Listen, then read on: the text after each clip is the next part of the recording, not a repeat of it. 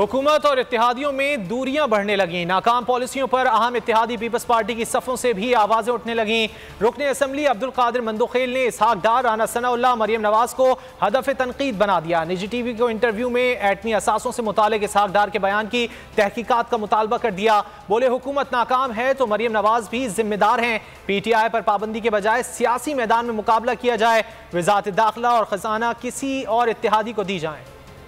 हुकूमत न ला सकी मुआशी इस्तेहकाम, दाखिली मामलात में भी मुकम्मल नाकाम। नून लीग की पॉलिसी पर पीपल्स पार्टी भी नाराज। रुकन असम्बली अब्दुल कादिर मंदोखेल निजी टीवी को इंटरव्यू में फट पड़े। इसहाक डार, राना सनाउल्लाह, मरियम नवाज सभी को आड़े हाथों ले लिया। एटमी असासों से मुताल्लिक इसहाक डार के बयान की तहकीकात का मुतालबा कर दिया। कादिर मंदोखेल ने राना सनाउल्लाह को भी नाकाम करार दिया। साथ ही कह दिया कि PTI पर पाबंदी के हक में नहीं। PP रहनुमा बोले कि हुकूमत नाकाम है तो मरियम नवाज भी जिम्मेदार है। ला ताल्लुकी जाहिर करके आवाम को बेवकूफ नहीं बना सकते।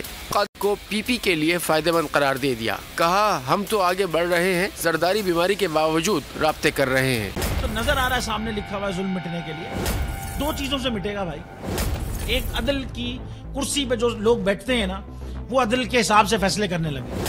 दूसरा, कौम निकल खड़ी हो जुल्म के खिलाफ, तो जुल्म खत्म हो जाएगा। या इन दोनों में से कोई एक चीज हो जाए या दोनों हो जाए।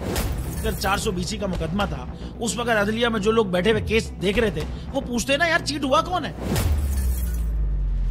जब उनको दिखता कोई चीट नहीं हुआ, केस खत्म कर देते। तो जालिम जुल्म कर ही नहीं पाता। 9 जजेस ने नोट बिफोर किया मेरे केस को, यार 1.5 साल चला। शख्सी जमानत का केस, सेम केस इस्लामाबाद में कर दिया। एक ही इल्जाम पे 2 केस हो नहीं सकते भाई।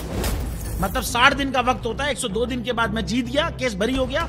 102 दिन के बाद अपील फाइल की, एक्सेप्ट कर ली। नहीं करते ना एक्सेप्ट, खत्म हो जाता ना जुल्म यार। भरी अदालत में मुझे बरी कर दिया, फिर पता नहीं क्या हुआ 2.5 घंटे बाद का नोट बिफोर। मैं नहीं सुनता ये केस, खड़े रहते अपने फैसले पे, मिट जाता जुल्म। अल्लाह ताला ने बिठाया इस कुर्सी, इन कुर्सियों पे इनको यार, ये अल्लाह ताला की तरफ से फैसले करने हैं। तो या तो ये फैसले आएंगे, जुल्म मिट जाएगा, या कौम खड़ी हो जाएगी जुल्म के खिलाफ।